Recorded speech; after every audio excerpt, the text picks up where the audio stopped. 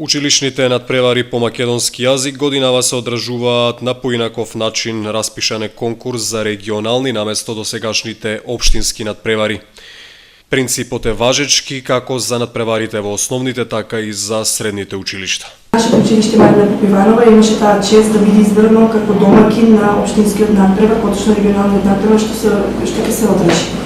Учениците кои имаат право да учествуваат на надпреварот се ученици од основно образование, 8 годишно, затоа што тестот содржи прашања од програмите, согласно со програмите од 5 до 8 одделение. Учесници на регионалниот надпревар се најдобрите во училиштата кои освоиле над 85 поени на тестирањето спроведено таму.